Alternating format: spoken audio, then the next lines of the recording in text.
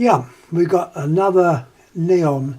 Now I mentioned in the last video, and which incidentally I made a mistake, the iron used on the electrode is Swedish iron, not what I said, so I correct myself. Yeah, now I also mentioned about a neon which turned up in an old radio, and I, like a idiot, blew it up simply because I didn't know it didn't have a resistor inside, and that was many years ago. Now then, we have here, now I got these off of eBay a while back. They're actually sent in from South America, of all places. The person selling them wasn't too clear what they were, so fortunately when they arrived I used my loaf and obviously didn't connect them straight up to the mains. Had I have done that, they would have gone the same way as that lamp many years ago in that radio. Let's have a closer look. As you can see, they're quite old. It's the old Osram box. That's the German Osram. Part of it. Number here, F20-3. I don't know what that is. If you hear a meowing, it's my pussycat. There's the name. Anyhow, let's get back to the bulb. Here is the lamp.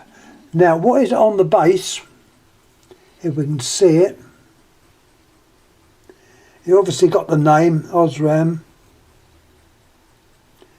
and I'll say it as it, but in case it doesn't come. It's got 15 milliamp, so that is very low, 15 milliamps, and it's got a number 751212. Looks like BPX. I don't know if it's got a write up. No, not. Yes, there is. There's a, even with this came a write up, which I'll show you. In the packaging, we got that. Bilencore Glimlampen. Bilencore translated means beehive, and often in the German literature and German eBay, you look up Bienenkorb and you'll see these lamps. Well, you might see them. Once again, they're not cheap. You got the numbers there and the instructions, which I assume will tell you that they are not to be connected to the mains voltage. Now, the reason they made these lamps,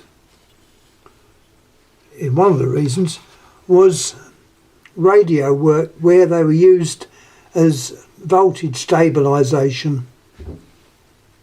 Obviously certain things in a radio were very delicate and you didn't want to overload stuff, so if the voltage crept up too high, the lamp would strike and drop the voltage down.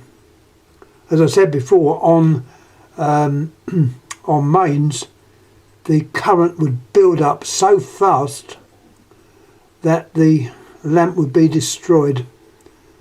So if, as I say, you get one of these are quite old also by the cap, which is that translucent type of bluey translucent cap. This is the typical continental way of making these lamps. They didn't have, well, not this particular make, didn't have as in the centre disc there was just like two beehive type windings, as you can see.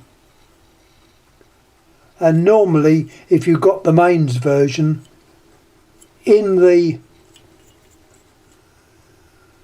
little stem underneath would be packed in a very tightly wired resistor. Not in this case.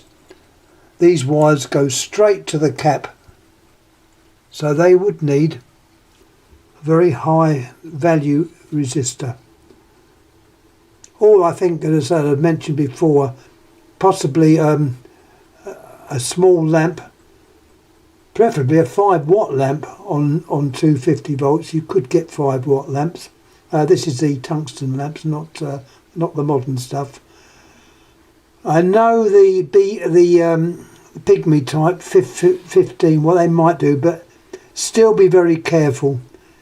The other way, which is much safer, and if you've got one, is to use a phone ringer. It's a magneto.